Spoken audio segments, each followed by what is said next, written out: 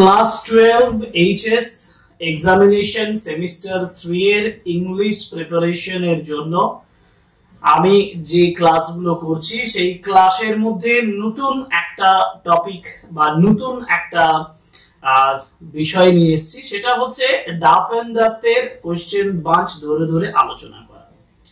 আমি এই ক্লাসটাতে তোমাদেরকে যেটা আলোচনা করব সেটা হচ্ছে যে কমপ্লেক্স এমসিকিউ। কমপ্লেক্স এমসিকিউ মানে সিম্পল ইনফরমেটিভ এমসিকিউ ছাড়াও তোমাদেরকে ছকের আকারে, অতএব একটা কলাম এ কলাম বি এইভাবে আলাদা আলাদা করে এমসিকিউ দিতে পারে, অথবা রিঅ্যারেঞ্জ করার জন্য সেন্টেন্সগুলোকে সাজিয়ে করার জন্য এমসিকিউ দিতে পারে, অথবা ফিল ইন দা ব্ল্যাঙ্কস করতে পারে। এই ধরনের যে জটিল ধরনের যে এমসিকিউ গুলো যেগুলো থাকে ডাফ এন্ড ডাফের কোশ্চেন বাঞ্চে সেভাবে অনেক এক্সাম্পল দেওয়া আছে।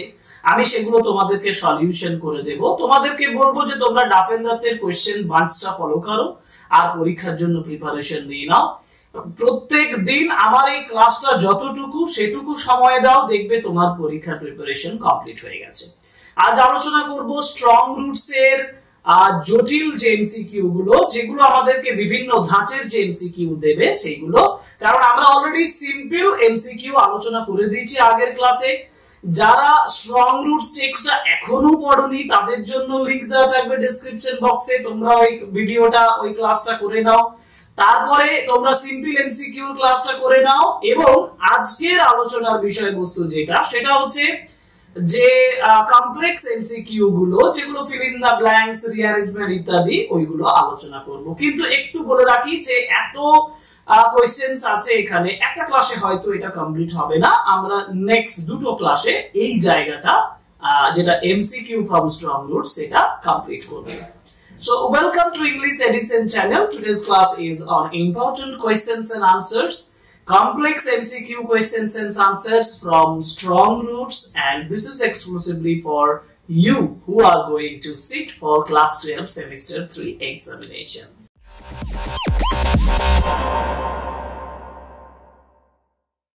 প্রথমে তোমরা ডাফ এন্ড ডাফের কোশ্চেন বাঞ্চের 46 পেজ যেটা আছে সেটা খোলো, তাহলেই বুঝতে পেরে যাবে বা তাহলেই দেখতে পাবে যে ফিল ইন দা ব্ল্যাঙ্কস তোমাদের দেওয়া আছে এবং এটা স্ট্রং রুটস থেকে। আমরা ওয়ান বাই ওয়ান কোশ্চেনস গুলো সলভ করে দিই, তোমরা ফলো করো ক্লাসটা, দেখতে পাবে তোমাদের কোশ্চেন আনসার কমপ্লিট হয়ে গেছে। প্রথম question, I was born into a middle class dash family, right answer is Tamil family, অতএব options B is the right answer. Jainul Abidin possessed great innate wisdom. Option C, wisdom. Jainul Abidin possessed a true dash of spirit, true generosity of spirit. Options A. Jainul Abidin had an ideal dash in Asiyamma, ideal helpmate in Asiyamma. Question number 5. Kalam's parents were widely regarded as an dash couple, as an ideal couple. Option A. My mother's dash was the more distinguished, one of her forebears having been bestowed the title Bahadur by British. My mother's lineage mane bongsho parampara, my mother's lineage was the more distinguished. My austere father used to avoid all dash comforts and luxuries, all inessential comforts and luxuries. Options B. Abdul Kalam's ancestral house was built in the middle of the 19th century. Options B. Okay? Acha. Question number 9, 10, 11 jeta our locality was predominantly Muslim. APJ Abdul Kalam bolechen je our locality was predominantly Muslim. Mr. Kalam was totally convinced that the prayers reached God. Options D is the right answer, God. This sanctified water was then carried home for invalids. Options A. কারণ যে জলটা যেটা তার বাবা আঙ্গুল দিয়ে ডুবি দিতেন সেটা ডিজিজড বা ইনভ্যালিডস দের জন্য, ডিজিজড পারসনদের জন্য নিয়ে যাওয়া হতো। ওকে, এবার আবার উপরে চলে যাই। Question number 12. Kalam's father, Kalamer Baba, always smiled and asked them to thank Allah, the merciful. Options D, the merciful. Options D is the right answer. Abdul Kalam's father told him that there was nothing mysterious about prayer. Options B is the right answer. Mysterious about prayer. According to Kalam's father, when one prays, he or she transcends his or her body and become a part of the cosmos. কোথায় আছে? Option C তে আছে, দেখো, cosmos, become a part of the cosmos. ওকে, এর পরের প্রশ্ন 15. Kalam's father could convey complex spiritual concepts in a simple down to earth. Tamil. Options D is the right answer. Tamil. Adversity always presents opportunities for introspection. সেগুলো পুরো line তুলে দিয়েছে, দেখো, introspection. Options A. The answers of APJ Abdul Kalam's father filled him with a strange energy and enthusiasm. So options B, enthusiasm, is the right answer. Okay, Kalam remembers his father starting his day at 4 a.m. by reading the namaz. Options A, namaz before dawn. Options A is the right answer. Okay, now 19 and 2021. I am but a go hobe, go between in their efforts. অতএব এটি লাইনটা মুখস্থ না রাখলে কিন্তু করা খুব মুশকিল, যার জন্য আমি বলছি লাইনগুলো একটু ভালোভাবে ফলো করবে। I am but a go in their efforts, go between in their efforts. Option C is the right answer. Abdul Kalam's father used to start his day at 4 a.m. At 4 a.m. Options A, 4 a.m. by reading the namaz before dawn. Kalam's father would return with about a dozen coconuts. Options B is the right answer. About a dozen coconuts tied together over his shoulder. Okay, আমরা প্রথম পেজটা করে নিলাম, এর পরের পেজে চলে যাই। দেখো 22 বলা হয়েছে, the high priest of dash temple, উত্তর হবে Rameswaram temple. Option C is the right answer. The high priest of Rameswaram temple, Pokhi Lakhon Shastri, was a close friend of Abdul Kalam's father. Abdul Kalam's father put his hands on his shoulders and looked straight into his eyes. And whenever human beings reach an impasse, right answer is impasse. Option C. এগুলো তোমাদেরকে confuse করে দেবে কিন্তু, কারণ লাইনগুলো যদি তোমাকে একটা ফিল ইন দ্য ব্ল্যাঙ্কস দেয়, তার জন্য বলছি ক্লাসটা ফলো করো। ক্লাসটাতে যা যা এমসিকিউ করাচ্ছি এটা তুমি বারবার ফলো করো, তোমার ডাফেন্ডারদের কোশ্চেন ব্যাংক না হলেও হবে, তুমি এখান থেকেও ইজিলি অনেক কিছু শিখতে পারবে। Every dash anguish, যেমন লাইনের উপর দিয়ে এগুলো দিয়েছে, at every recurrent anguish. Options D is the right answer. At every recurrent anguish, longing and desire find its own special helper. I have throughout my life tried to dash my father, tried to emulate my father. Options D is the right answer. Tried to emulate my father in my own world of science and technology. এই যে 26টা question fill in the blanks দেওয়া আছে, এগুলো প্রত্যেকটা দেখো line follow করে ইনফরমেশনের উপরে ডিপেন্ড করেই করেছে। তো তোমাকে পরীক্ষার সময় যদি এরকম একটা দিয়ে দেয় আর তুমি যদি খুঁজে না পাও, আমি সেই জন্য বলছি তুমি ডিটেলসে জাস্ট সময় দাও একটু, আধ ঘন্টার মতন ক্লাসটাতে তুমি ফলো করো আর তোমার প্রিপারেশন কমপ্লিট হয়ে যাবে। একটু অ্যাডভাইসটা মানো, দেখবে তোমার ক্ষেত্রে অনেকটা উপকারী হচ্ছে। এরপরে যে বিষয়টা আমি এই পেজটাতে দেখতে পাচ্ছি সেটা হচ্ছে যে কলাম ম্যাচিং। কলাম ম্যাচিংটা কিন্তু তোমার কাছে একটা খুব মানে একটু জটিল হতে চলেছে। কেন জটিল হতে চলেছে? কারণ তোমাকে আগে কলাম ম্যাচিংটা করে নিতে হবে, তারপর তোমাকে অপশন খুঁজতে হবে, তা নইলে কিন্তু তুমি খুব প্রবলেমে পড়বে। যেমন একটা এক্সাম্পল আমি করিয়ে দিচ্ছি, প্রথমেই দেখো কলাম ম্যাচিং এর কোশ্চেন নাম্বার 1 এ বলেছে যে শিব টেম্পল, প্রথমে শিব টেম্পল বলেছে। শিব টেম্পল কোনটা হবে? শিব টেম্পল কোথায় রয়েছে? রামেশ্বরম রয়েছে, তাহলে এর সঙ্গে কি হলো 4। ইভিনিং প্রেয়ার্সটা কিসে ছিল? অ্যারাবিক ছিল, তাহলে বি হচ্ছে 3। আল্লাহ দা মার্সিফুল এটা ছিল, মানে আল্লাহ ছিল মানে ক্ষমা করার মতন একজন, তাহলে মার্সিফুল, দয়াময় যেটাকে আমরা বলি। আর Kalam's locality was predominantly Muslim, তাহলে দাঁড়ালো কি না A4 আর B3, এরকম একটা প্রথমে দেখে নি, আগে প্রথম অপশন গুলো দেখে নি, A4 আর B3 দেখি তো। A4 এখানে আছে, এখানে A4 আছে, এরপর আছে B3 তিনটে আছে, তাহলে দুটো মিলছে।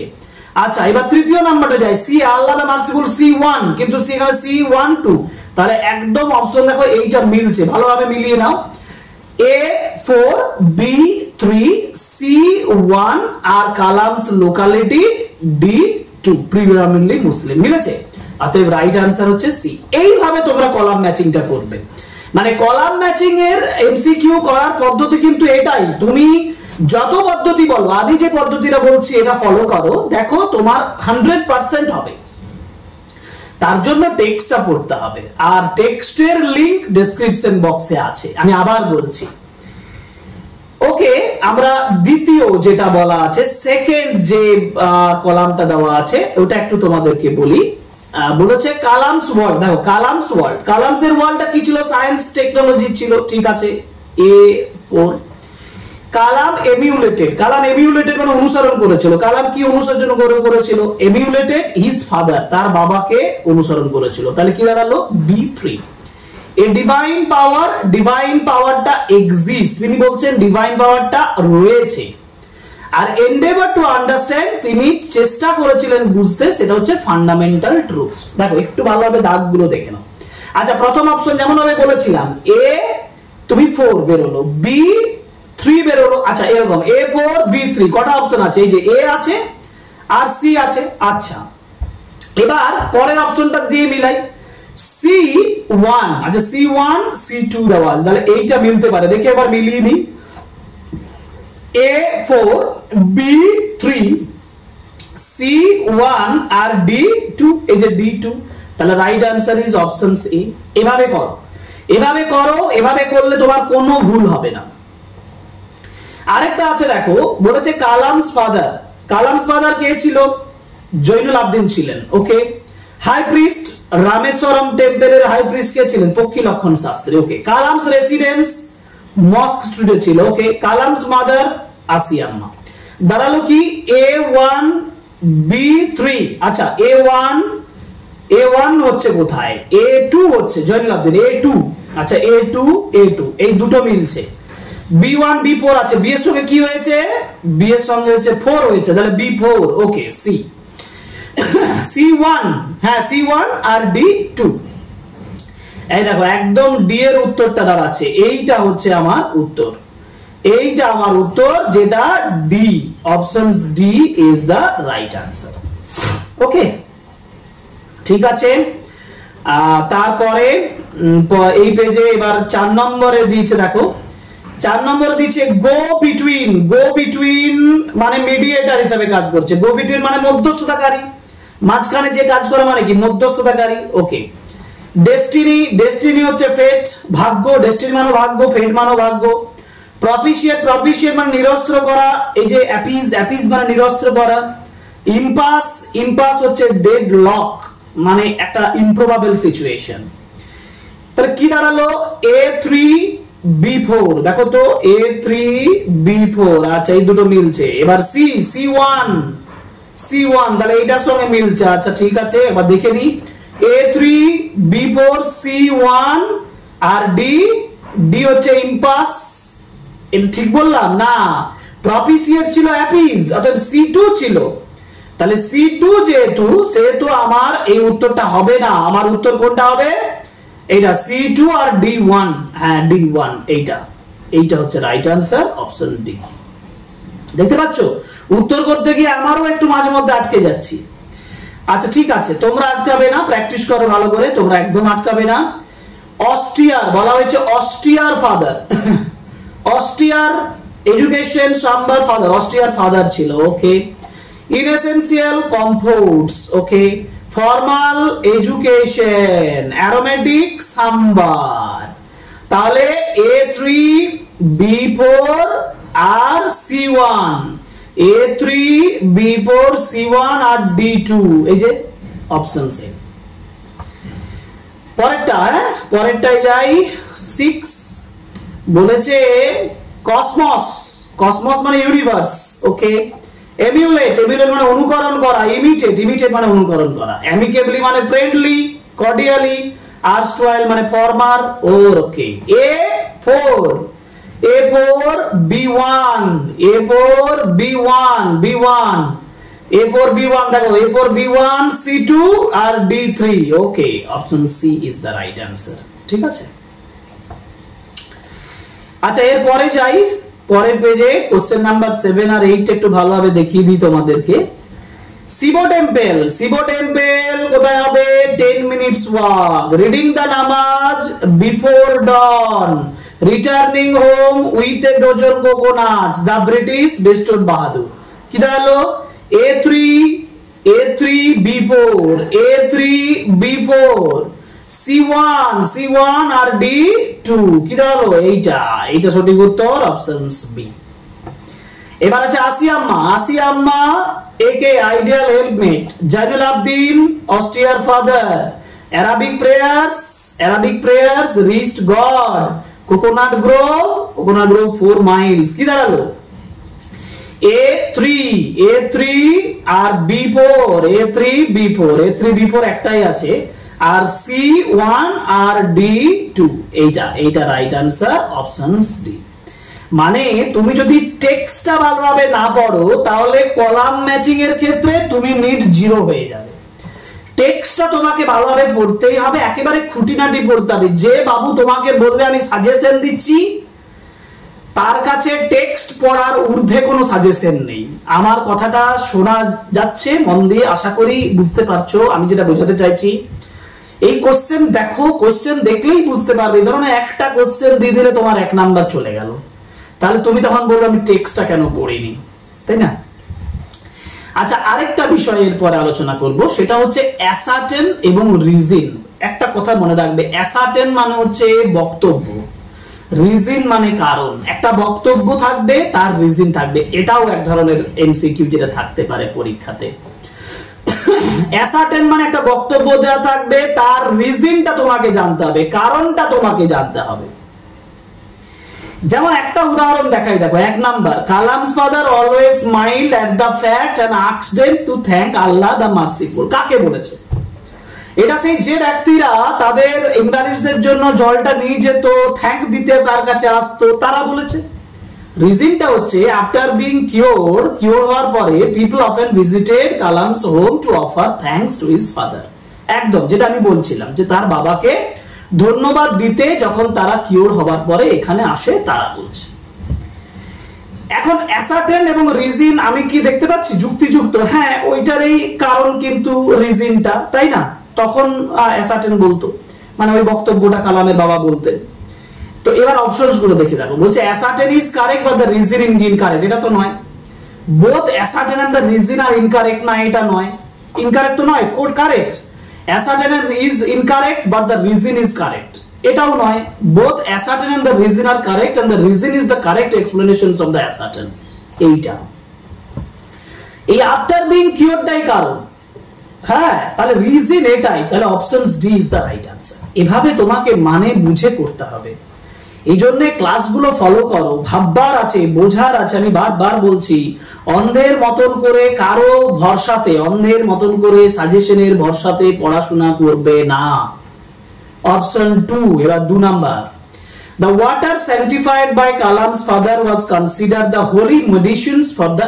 invalids হ্যাঁ কালামের বাবার দ্বারা স্যাংটিফাইড যে জলটা সেটা হোলি মেডিসিন হিসেবে মনে করা হতো অসুস্থদের জন্য এর রিজন হচ্ছে people of different religions have much faith in spiritual power of Kalam's father কালামের বাবার স্পিরিচুয়াল পাওয়ারের মধ্যে একটা বিশ্বাস ছিল হ্যাঁ এটা তো কারণই তাই না যার জন্য ওয়াটার স্যাংটিফাইড তাদের ইনভ্যালিডস এর জন্য হোলি মেডিসিন বলে মনে করতো আমি বলবো অ্যাসার্টেন এবং রিজন দুটোই কারেক্ট তো এখানে দেখি both the assertion and the reason are correct and the reason is the correct explanations এটা আমি টিকমার্ক দিয়েই দিলাম আগে কারণ তার পরের তিনটাও আমি বুঝাবো both the ascertain and the reason are incorrect এটা নয় ascertain is correct but the reason is correct নয় আর none of these এটা তো নয় right answer is options a বুঝতে পেরেছো আচ্ছা হয়ে গেল এবার 3 নম্বরে there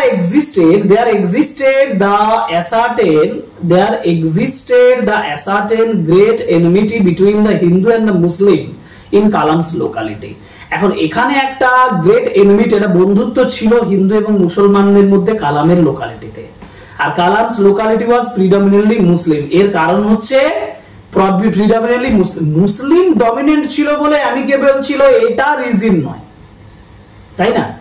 তাহলে both the assertion the reason are incorrect, অ্যাসার্টেনও ভুল আর রিজনটাও ভুল, এটা বলা যাবে না, তাই না? তো এটা আমি বলবো দ্য অ্যাসার্টেন ইজ ইনকারেক্ট, এটাও বলবো না, অ্যাসার্টেনটা তো কারেক্ট। আচ্ছা, তাহলে উপরের অপশনস গুলোতে যাই, তাহলে বুঝতে পারবো। উপরের অপশনে বলেছে যে বোথ দ্য অ্যাসার্টেন, দুটো assertion and the reason are correct, না অ্যাসার্টেন এবং রিজন কারেক্ট নয়। আর both the assertion and the reason are correct, the reason is not the correct explanations of the assertion. Assertion reason দুটোই correct, কিন্তু রিজনটা বলছে not correct explanations of the assertion. অ্যাসার্টেনের correct explanations কিন্তু রিজনটা নয়। এইটা আমি রাইট চিহ্ন দেব, কারণ অ্যাসার্টেন রিজন দুটোই ঠিক, কিন্তু রিজনটা কারেক্ট এক্সপ্লেনেশন নয়, এটা ব্যাখ্যা করব। এখন আমরা যদি দেখি আগের অপশনস গুলোতে, এগুলোতে একটাও হবে না, ইনকারেক্ট নয়, assertion is incorrect but the reason is correct, এটা বলা যাবে না। অতএব আমরা বলবো যে option D is the right answer. Okay, ঠিক আছে। পরের প্রশ্ন যাই, কোশ্চেন নাম্বার 4 বলেছে Kalam had not the faintest idea of the meaning of the prayers. Prayers এর সম্পর্কে কালামের ফেন্টেস্ট আইডিয়া ছিল না।